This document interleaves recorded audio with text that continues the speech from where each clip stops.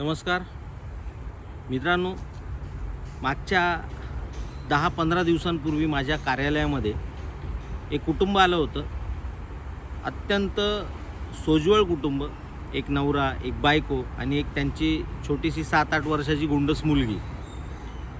थोड्या वेळानंतर ज्यावेळी त्या महिलेने तिची समस्या सांगायला सुरुवात केली, ती अक्षरशः रडायला लागली. तिचं फक्त इतकंच म्हणणं होतं की माझ्या नवऱ्याला विचारा की माझे दागिने कुठे गेले, आमचं घर त्याने कुठे घाण टाकलेलं आहे आणि तो सर्व पैसा त्याने उडवला आहे कुठे. आधी तो नवरा सांगायला तयार नव्हता, पण थोडंसं दमात घेतल्यानंतर त्याने जे सांगितलं ते अत्यंत भयानक होते. त्याच्या म्हणण्यानुसार काही महिन्यांपूर्वी तो त्याच्या काही मित्रांबरोबर पनवेलमधल्या एका डान्स बारमध्ये गेला होता. सुरुवातीला मित्रांनी त्याला सांगितलं, अरे साधा ऑर्केस्ट्रा बार आहे, गाणी ऐकायची आहेत, फक्त जास्त काही नाही आहे. परंतु आतमध्ये गेल्यावरती तिथे त्याने बघितलं 30 ते 35 मुली एकाच फ्लोअरवर नाचत आहेत, गिरायकांच्या अंगाशी लगट करत आहेत, अश्लील हावभाव करत आहेत. सुरुवातीला त्याला ते सगळं विचित्र वाटलं. तो घरी आला, त्यानंतर त्याला त्याची ओढ वाटायला लागली आणि त्यानंतर तो काही महिने त्या डान्स बारमध्ये रेग्युलर जायला लागला.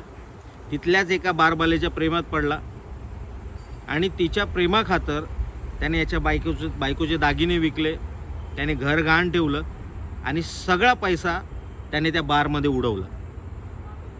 अक्षरशः एक चांगलं कुटुंब रस्त्यावरती आलं आणि आता ते कुटुंब सांभाळायचं म्हटलं तरी आपण ते सांभाळू शकत नाही. बरं, ही अवस्था पनवेलमध्ये फक्त एका कुटुंबाची आहे का? तर असं नाही आहे. संपूर्ण रायगड जिल्ह्यामध्ये आज जवळपास 100 ते 150 डान्स बार, ऑर्केस्ट्रा बार हे चालवले जात आहेत. तुम्ही विचार करा, दिवसाला किती कुटुंब ह्या निव्वळ डान्स आणि ऑर्केस्ट्रा बारच्या नादाने बर्बाद होत असतील.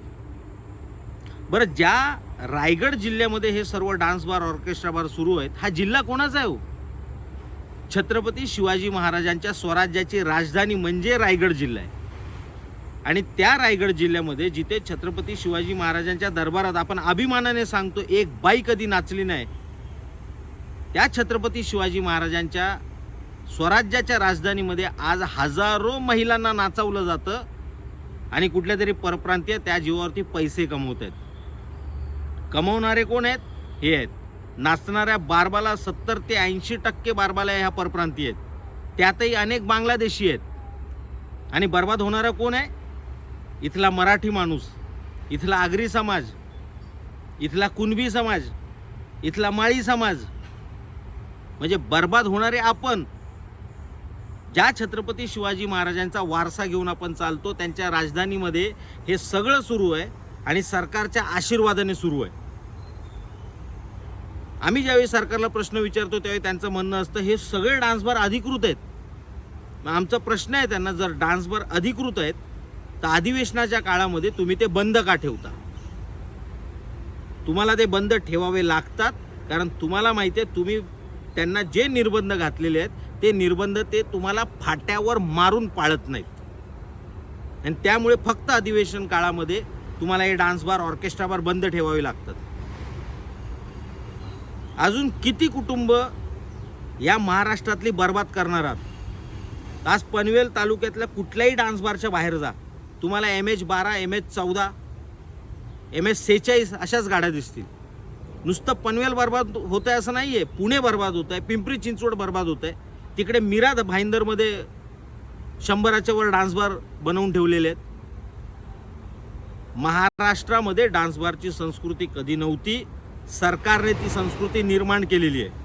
आपण छत्रपती शिवाजी महाराजांच्या पावलावर पाऊल टाकून चालणारे त्यांचे मावळे आहोत. आपण कुठल्या बारबालेच्या पावलावर पाऊल टाकायला जन्माला आलेलो नाहीत. त्यामुळे माझी तुम्हाला सगळ्यांना हात जोडून विनंती आहे. मागे आमचे महाराष्ट्र नवनिर्माण सेनेचे अध्यक्ष माननीय राजसाहेब ठाकरे ज्यावेळी शेतकरी कामगार पक्षाच्या मेळाव्याला आले होते त्यावेळी त्यांनी एक प्रश्न विचारला होता, छत्रपती शिवाजी महाराजांच्या राजधानीमध्ये तुम्हाला डान्स बार कसे चालतात? त्यानंतर सर्व शिवप्रेमी संघटना हादरल्या होत्या. आम्ही सुद्धा त्याच दिवशी या डान्स बारना धडा शिकवला होता. पण अशा किती डान्स बारला आम्ही धडा शिकवू? एक डान्स बार फोडू, 2 फोडू, 3 फोडू, 4 फोडू, त्याने काय डान्स बार संस्कृती बंद होणार आहे का? त्यामुळेच आता आम्ही ठरवलेलं आहे, आता आपल्याला निर्णायक लढा लढायचा आहे. भले त्याच्यामध्ये आपला जीव गेला तरी चालेल, पण या सरकारचे डोळे उघडणं अत्यंत आवश्यक आहे. आणि म्हणूनच आम्ही निर्णय घेतला आहे की येत्या 19 जुलै 2026 पासून रायगड जिल्ह्यातले सर्व डान्स बार, ऑर्केस्ट्रा बार बंद व्हावेत. यासाठी आम्ही आमरण उपोषण करणार आहोत. आणि आमची तुम्हा सगळ्यांना हात जोडून विनंती आहे की या आमच्या आंदोलनाला तुम्ही लेखी समर्थन द्या. तुम्ही स्वतः 19 जुलैला छत्रपती शिवाजी महाराजांचा पुतळा जे स्मारक आहे पनवेलमध्ये, तिथे तुम्ही हजर राहा, आम्हाला बळ द्या. आपण सर्व मिळून पनवेल रायगडमधली ही डान्स बार संस्कृती बंद करू. मी तुमची वाट बघतोय, महाराष्ट्र नवनिर्माण सेना तुमची वाट बघते. 19 जुलैला आपण भेटू. जय हिंद, जय महाराष्ट्र.